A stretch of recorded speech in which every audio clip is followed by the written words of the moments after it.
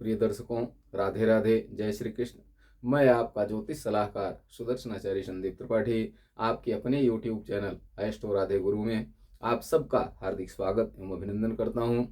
दर्शकों, आज हम ज्येष्ठा नक्षत्र, वृश्चिक राशि और कुंभ लग्न के जातकों के विषय में विस्तार से चर्चा करेंगे। ऐसे जातक जिनका ज्येष्ठा नक्षत्र में जन्म हुआ है और किस समय हुआ है, कुंभ लग्न में, ऐसे जातकों के विषय में हम जानेंगे कि इनका स्वभाव कैसे होता है, इनका करियर कैसा होता है, किन किन क्षेत्रों में रोजगार के लिए इन्हें अधिक अवसर उपलब्ध होते हैं, ये देश में व्यवसाय करते हैं या विदेश में, अर्थोपार्जन विदेश से करके ले आते हैं या अपने देश में करते हैं। दर्शकों, इनके अंदर अच्छाइयाँ क्या होती हैं, कमियाँ क्या होती हैं, इनका विशेष गुण क्या होता है, और अगर कुछ इनके जीवन में परेशानियां हैं तो उनके निवारण का उपाय क्या है, इन सब विषयों पर विस्तार से चर्चा करेंगे। आइए एक नज़र आज के पंचांग पर डालते हैं। आज 29 दिसंबर 2024 दिन रविवार है। आज चतुर्दशी तिथि है। चतुर्दशी तिथि रात 3:37 AM तक भोग करेगी, उसके बाद अमावस्या लग जाएगी। आज ज्येष्ठा नक्षत्र है। ज्येष्ठा नक्षत्र रात 11:27 PM तक भोग करेगा, उसके बाद मूल नक्षत्र आ जाएगा। ज्येष्ठा और मूल दोनों मूल के नक्षत्र हैं, सतैसा के नक्षत्र हैं, जिसको सतैसा के नाम से जाने जाते हैं। योग गंड योग। भद्रा, आज पाताल की भद्रा दिन में 3:09 PM तक रहेगी। राहु काल सायं 4:30 बजे से 6 बजे तक रहेगा। आज कौन कौन से कार्य किए जा सकते हैं? दर्शकों, वैदिक ज्योतिष के अनुसार आज रिक्ता तिथि है, रविवार है, इस कारण से शुभ कार्य करना अच्छा नहीं माना जाता। खरमास भी इस समय चल रहा है, इसलिए कोई भी शुभ कार्य अच्छा नहीं माना जाएगा। और यात्रा किस दिशा की करें हम? आज रविवार है, पश्चिम दिशा की यात्रा करने से बचें। पश्चिम दिशा में रविवार को दिशाशूल होता है। अगर बहुत जरूरी है जाना, बहुत जरूरी है कोई कार्य करना पश्चिम दिशा में, तो उसके लिए यात्रा पर निकलते समय थोड़ा सा पान मुंह में डाल लें और कूचते हुए जाएं। पान खा के यात्रा करें तो आपकी यात्रा सुखदायी हो सकती है। आज हम ज्येष्ठा नक्षत्र, वृश्चिक राशि और कुंभ लग्न के जातकों के लिए चर्चा करेंगे। इसके पहले हमारे जो नए दर्शक हैं, अभी तक हमारे चैनल को सब्सक्राइब नहीं किए हैं, तो प्लीज़ चैनल को लाइक करें, शेयर करें, सब्सक्राइब करें, ताकि अधिक से अधिक लोगों तक इसका लाभ पहुंच सके। ज्येष्ठा नक्षत्र, ज्येष्ठा माने ज्येष्ठ, आगे चलने वाला, बड़ा, सबसे बड़ा, सर्वोच्च। ज्येष्ठा नक्षत्र मूल का नक्षत्र है। मूल का नाम लेने से लोग घबरा जाते हैं कि अरे मूल में पैदा हुआ, लेकिन दर्शकों, ज्येष्ठा नक्षत्र इतना सुंदर नक्षत्र है कि इसमें गुण ही गुण हैं। हाँ, मूल शांत कराना जरूरी होता है। अगर ज्येष्ठा नक्षत्र में जन्म हुआ है तो मूल शांति कराना परम आवश्यक है, क्योंकि मूल शांति न कराने से नक्षत्र का शुभ फल नहीं मिल पाता है। इसलिए 27वें दिन जब वही नक्षत्र ज्येष्ठा नक्षत्र पुनः आए तो उस समय विधिवत उस ज्येष्ठा नक्षत्र की पूजा करा के विधिवत मूल शांति करानी चाहिए। मूल शांति का विधान है कि पहले गौर गणेश कलश की पूजा कराएं पिता के द्वारा, उसके बाद मूल की पूजा कराएं, फिर जच्चा बच्चा दोनों को बुलाएं और ध्यान करा के 27 घड़े में 27 छेद के एक घड़े में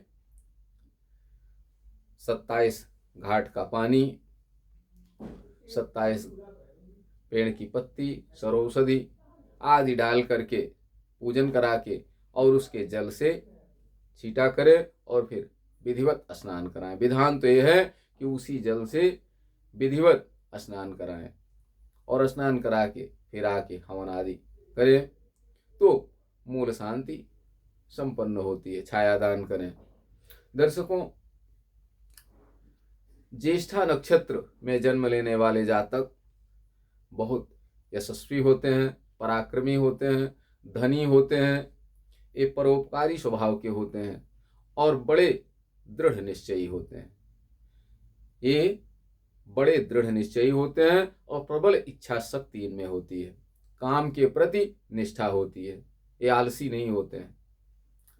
ज्येष्ठा नक्षत्र में जन्म लेने वाले जातक विदेश में जाकर धन अर्जन करके अपना पोषण करते हैं।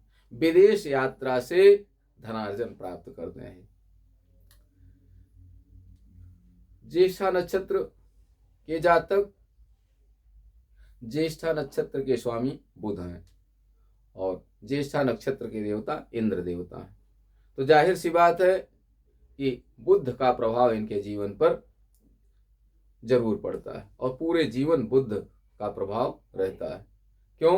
क्योंकि बुध ज्येष्ठा नक्षत्र के स्वामी हैं। ऐसा जातक बुद्धिमान होता है। बुध बुद्धि के प्रतीक हैं, बुध ज्ञान के प्रतीक हैं, इसलिए ऐसा जातक परम ज्ञानी होता है, परम विद्वान होता है। बुध से संबंध रखने वाले नक्षत्र बुद्धि प्रधान होते हैं।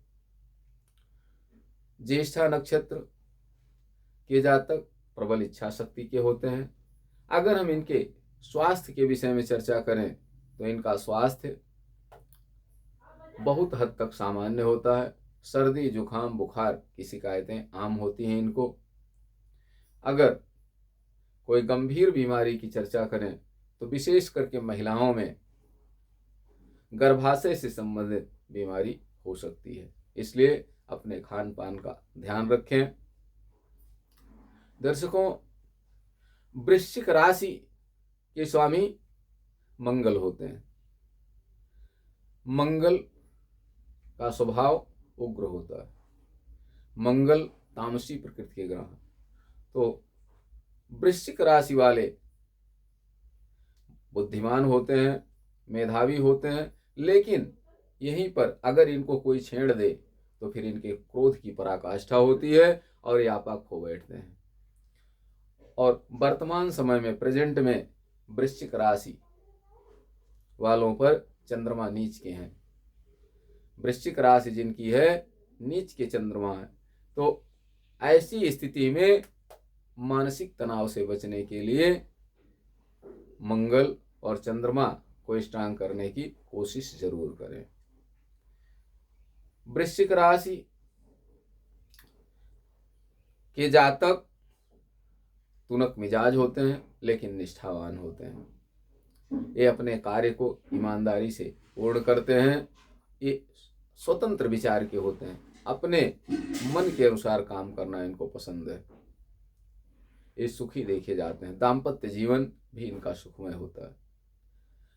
अगर हम कुंभ लग्न की बात करें, थोड़ी देर के लिए ग्रहों को हम हटा दें, अगर केवल राशियां देखें तो कुंभ लग्न के जातक कैसे होते हैं?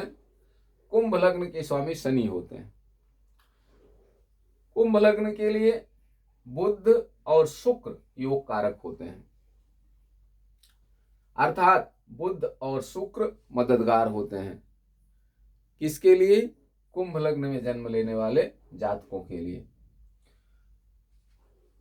कुंभ लग्न के जातक, कुंभ लग्न एक स्थिर राशि है, तो कुंभ लग्न के जातक जो कार्य करते हैं स्थिर होकर के करते हैं। अब अगर हम इस कुंडली पर विचार करें, आज जिन जातकों का जन्म होगा, उनका, जिस जातक का कुंभ लग्न में आज जन्म होगा, उसकी कुंडली ये होगी, गोचर है उसका है। अगर हम इस कुंडली पर विचार करें तो देखिए, ज्येष्ठा नक्षत्र का जन्म है। ज्येष्ठा नक्षत्र इन 4 अक्षरों से प्रारंभ होता है। यदि 9 अक्षर से जन्म हुआ है तो ज्येष्ठा नक्षत्र का है, या अक्षर से अगर जन्म हुआ है तो ज्येष्ठा नक्षत्र का जन्म है। अगर ई अक्षर से जन्म हो रहा है तो ज्येष्ठा नक्षत्र का, और यू अक्षर से जन्म हो रहा है तो भी ज्येष्ठा नक्षत्र का जन्म है। अर्थात इन 4 किसी भी ज्येष्ठा नक्षत्र के 4 चरणों में अगर प्रथम चरण का जन्म है तो नो से, द्वितीय चरण का जन्म है तो या से, तृतीय चरण का है तो ई से, और चतुर्थ चरण का जन्म है तो यू अक्षर से प्रारंभ होगा। ज्येष्ठा नक्षत्र वृश्चिक राशि के अंतर्गत आता है। वृश्चिक राशि में प्रत्येक राशि में 9 चरण होते हैं। एक चरण अनुराधा का, एक चरण विशाखा का, 4 चरण अनुराधा के और 4 चरण ज्येष्ठा के। ता विशाखा का चतुर्थ चरण, अनुराधा के 4 चरण नानी नूने, और ज्येष्ठा के 4 चरण नोया यू मिलकर के वृश्चिक राशि बनती है। तो जाहिर सी बात है, जिस जातक का जन्म ज्येष्ठा नक्षत्र में हुआ है वो वृश्चिक राशि का होगा। इस कुंडली पर अगर हम विचार करें तो तुला कुंभ लग्न का अगर जन्म है तो भाग्येश शुक्र है, और शुक्र भाग्येश होकर लग्न में बैठे हुए हैं। मित्र की राशि शनि की राशि में बैठे हैं। कौन ग्रह किस ग्रह का मित्र है, किस ग्रह का शत्रु है, ये जानना बहुत जरूरी है। शनि और शुक्र नैसर्गिक मित्र हैं। यहाँ तात्कालिक शत्रु जरूर हो जा रहे हैं क्योंकि साथ में बैठे हुए हैं, लेकिन फिर भी मित्र तो रहेंगे। अति मित्र नहीं होंगे तो मित्र तो जरूर है। तो शुक्र मित्र की राशि में, मित्र शनि के साथ में भाग्येश होकर लग्न में बैठा हुआ है, और गुरु केंद्र में है, बुध केंद्र में है, शनि लग्नेश होकर लग्न में बैठे हुए हैं। निश्चित रूप से ऐसा जातक अति भाग्यवान होगा, इसमें कोई दो राय नहीं है। शुक्र नवमेश और चतुर्थेश हैं, भूमि भवन वाहन और सुख के स्वामी भी हैं, मित्र की राशि में बैठे हैं। तो जाहिर सी बात है, भूमि भवन वाहन और हर प्रकार के सुख से युक्त होगा जातक। पुत्र स्त्री आदि के सुख से युक्त होगा। अगर हम सूर्य के विषय में देखें तो सूर्य सप्तमेश होकर लाभ स्थान पर बैठे हुए हैं। सप्तम भाव व्यापार का है, सप्तम भाव दाम्पत्य सुख का है, सप्तम भाव मेल की कुंडली से फीमेल का है और फीमेल की कुंडली से मेल का है। सप्तमेश सूर्य मित्र की राशि में लाभ स्थान पर बैठे हुए हैं, और सूर्य पर किसी भी ग्रह की पूर्ण दृष्टि नहीं पड़ रही है। सूर्य लाभ स्थान में है, सप्तमेश है, केंद्र के स्वामी है। इस कारण से जातक लाभ अर्जित करने वाला होगा, उत्तरोत्तर लाभ प्राप्त करेगा, चाहे वह व्यापार से प्राप्त करे, चाहे वह राजकीय सेवा से प्राप्त करे या विदेश यात्रा से प्राप्त करे। विदेश यात्रा मैं क्यों कह रहा हूं, इसलिए कि इस कुंडली में विदेश यात्रा, प्रबल विदेश यात्रा योग है। ज्येष्ठा नक्षत्र में जिसका जन्म होता है ऐसा जातक विदेश से लाभ अर्जित करने वाला होता है।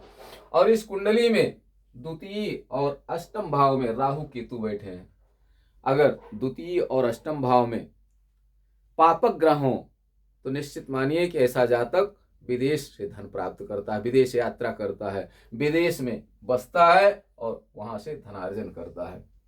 द्वादश भाव को भी हम विदेश यात्रा के लिए देखते हैं। 12वें भाव से द्वादशेश शुक्र लग्न में बैठे हुए हैं। अगर हम चंद्रमा को देखें तो चंद्रमा खष्ठेश होकर के कहाँ बैठे हुए, अपनी वृश्चिक राशि में 10वें भाव में बैठे हुए हैं। चंद्रमा खष्ठेश है, वृश्चिक राशि नीच राशि में बैठे हुए हैं 10वें भाव में। ये निगेटिव है। खष्ठेश जहां बैठेंगे, 6, 8, 12 के स्वामी जहां बैठेंगे वहां नुकसान करेंगे, और अपनी नीच राशि में चंद्रमा है इसलिए और भी नुकसान होगा। चंद्रमा मन के कारक है, माँ के कारक हैं, चतुर्थ भाव के कारक हैं, इसलिए भूमि भवन वाहन सुख, माता और मानसिक इन तीनों चीजों के लिए चंद्रमा अच्छे नहीं होंगे। हाँ, बुध की युति है, बुध शुभ ग्रह है, योग कारक है कुंभ लग्न के लिए, और गुरु की पूर्ण दृष्टि पड़ रही है, तो नाम मात्र के लिए ही परेशानियां होंगी। अब अगर हम दशमेश को देखें, खष्ठेश दशम भाव में और दशमेश खष्टम भाव में, मंगल खष्टम भाव में है। इसका मतलब है कि दशम भाव पिता का कारक है, दशम भाव कर्म का कारक है, दशम भाव राज्य का कारक है, शासन से संबंध रखता है। तो दशमेश कर्मेश कहाँ बैठे हैं? छठे भाव में, शत्रु स्थान पर, अपनी नीच राशि में। इसका मतलब है पिता की स्थिति बहुत अच्छी नहीं होगी जातक के। जातक को प्रशासन से सहयोग मिलने में परेशानियां होगी। गुरु और बुध साथ में हैं, इससे काफी हद तक सफलता मिल सकती है। अगर गुरु और बुध का योग न होता तो निश्चित रूप से ऐसा जातक शासन प्रशासन से प्रताड़ित किया जाता, शासन प्रशासन से विमुखता होती है ऐसे जातक की, शासन प्रशासन से लाभ प्राप्त न होता जातक को। लेकिन गुरु और बुध की युति और दृष्टि है, जिसके कारण स्थितियां काफी हद तक सामान्य होंगी। मंगल दशमेश भी हैं और तृतीयेश भी हैं, पराक्रम के मालिक हैं, छठे भाव में नीच स्थान पर बैठे हुए हैं। कर्मेश भी हैं और पराक्रमेश भी हैं, पिता के कारक हैं, भाई बहन के कारक हैं, भाई बहन के स्वामी हैं, पिता के स्वामी हैं, छठे भाव में बैठे हुए हैं। छठे भाव में पापक ग्रह 6, 8, 12 भाव में अच्छा फल देते हैं, लेकिन नीच का मंगल यहाँ होकर के बैठा हुआ, नीच का मंगल छठे भाव में है, तो जाहिर सी बात है मंगल खराब स्थान पर है, कर्मेश और पराक्रमेश कमजोर हैं और अपनी नीच राशि में है। तो जातक धनार्जन तो प्राप्त करेगा, लेकिन तमाम झंझटें, विवाद, और कई बार ऐसा भी हो सकता है कि अपने लक्ष्य में सफल न भी हो। मंगल का स्ट्रांग होना बहुत जरूरी होता है, पराक्रमेश भी मंगल है यहाँ, इसलिए कई बार जातक किसी कार्य को करने के पहले ही हाथ जोड़ लेता है, कई बार ना कर देता है कि ये कार्य तो बड़ा असंभव है मेरे लिए। लेकिन इस कुंडली में अगर हम विचार करें तो शनि लग्नेश हैं, शुक्र की मित्र की युति है, ऐसे में जातक बड़ा पराक्रमी होगा, अपने लक्ष्य के प्रति बड़ा सजग होगा और अपनी बातों पर अडिग होगा, जो कुछ सोचेगा वही करेगा, किसी के कहने से कोई कार्य नहीं करेगा और अपने कार्य में सफलता अवश्य प्राप्त करेगा। बुध पंचमेश और अष्टमेश होकर दशम भाव में बैठे हुए हैं, चंद्रमा के साथ मंगल की राशि में, बुध पर गुरु की पूर्ण दृष्टि पड़ रही है। कुंभ लग्न के लिए बुध योग कारक है, ऐसी स्थिति में बुध अच्छा फल बहुत नहीं देंगे तो खराब फल भी नहीं देंगे। अष्टमेश होने के कारण बुध थोड़ा कमजोर हैं, लेकिन योग कारक हैं, केंद्र में हैं, शुभ ग्रह की दृष्टि है, इसलिए बुध भी अच्छा फल देंगे। इसका मतलब है कि जातक बुद्धिमान होगा, व्यापार में अधिक रुचि लेने वाला होगा, व्यापार से अधिक धन धान्य अर्जित करने वाला होगा और बहुत मामलों में विदेश यात्रा से, विदेश में जाकर के अर्थोपार्जन करेगा। रोजगार कैसा होगा जातक का? तकनीकी क्षेत्र से संबंधित रोजगार हो सकता है जातक का, चमड़े का व्यापार हो सकता है जातक का, जातक सेना पुलिस में हो सकता है किसी उच्च पदाधिकारी, जातक एक कुशल इंजीनियर हो सकता है, इंजीनियरिंग का क्षेत्र बहुत शुभ होगा जातक के लिए, साइंटिस्ट हो सकता है। बृहस्पति इस कुंडली में, बृहस्पति चतुर्थ भाव में बैठे हुए हैं, लाभेश और धनेश होकर बृहस्पति केंद्र में है, लाभेश और धनेश होकर केंद्र में होना महाधन योग है, अति धनी योग बन रहा है।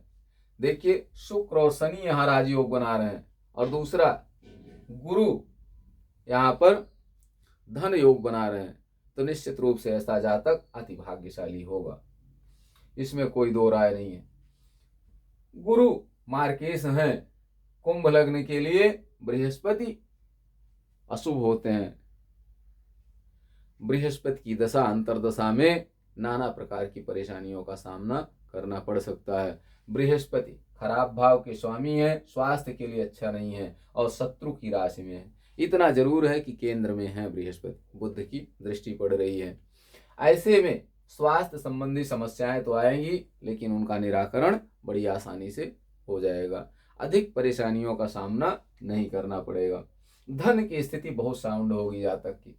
शुक्र भाग्येश और चतुर्थेश हैं, हर प्रकार से अति शुभ हैं। मित्र की राशि में बैठे हैं, मित्र के साथ में बैठे हैं, तो ऐसा जातक अति भाग्यशाली होता है। और राजनीति के क्षेत्र में अगर वो जाना चाहे तो अति विशिष्ट व्यक्तियों में उसकी गिनती होती है। राजनीति में अति सफल होता है ऐसा व्यक्ति। ऐसा व्यक्ति जल्दी काम करने वाला होता है, जल्दबाज होता है और अपने लक्ष्य को सजगता से प्राप्त करता है और अपना जीवन अपने अनुसार जीता है।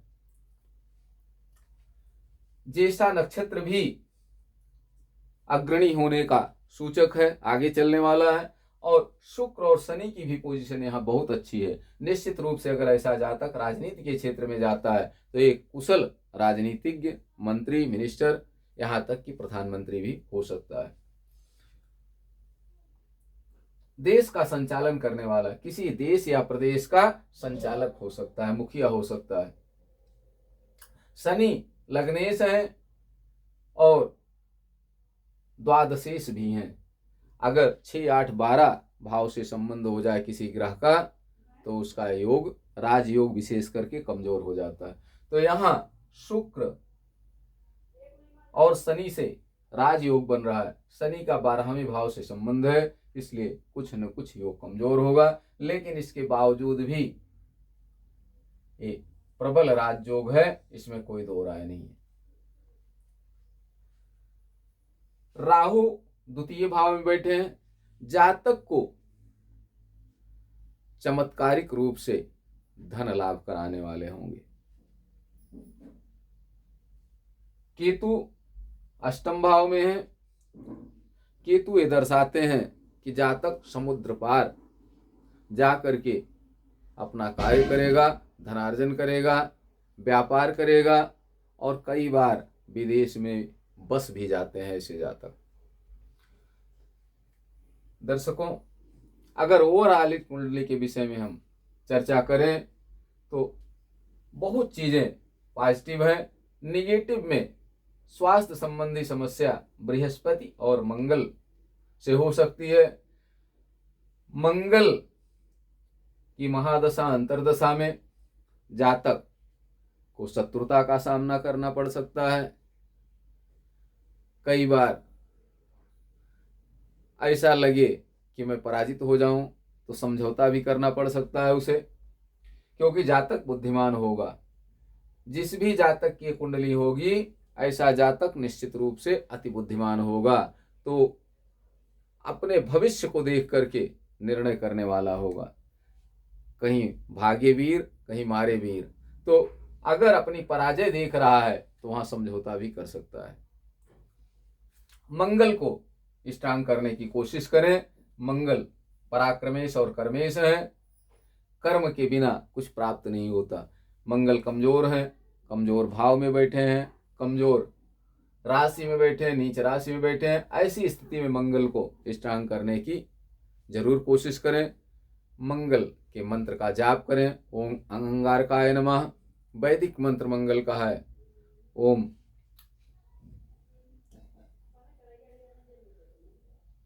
वैदिक मंत्र या तांत्रिक मंत्र, किसी मंत्र का निष्ठा से जाप करें, दशांश हवन करें तो मंगल का अरिष्ट कम होगा, स्वास्थ्य लाभ प्राप्त होगा, क्रोध में कमी आएगी, दाम्पत्य जीवन सुखमय होगा। एक बात मैं जरूर कहना चाहूंगा, कुंभ और सिंह लग्न की कुंडली में दाम्पत्य जीवन प्रभावित होता है।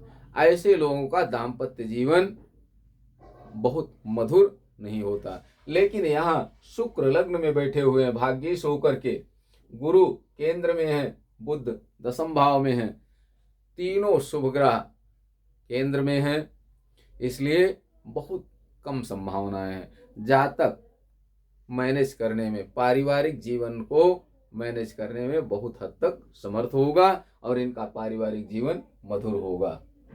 हाँ, अगर इनके अनुसार काम नहीं होगा तो क्रोध जरूर आएगा, चिड़चिड़ापन जरूर हो सकता है, लेकिन दाम्पत्य जीवन बहुत खराब नहीं होगा इनका।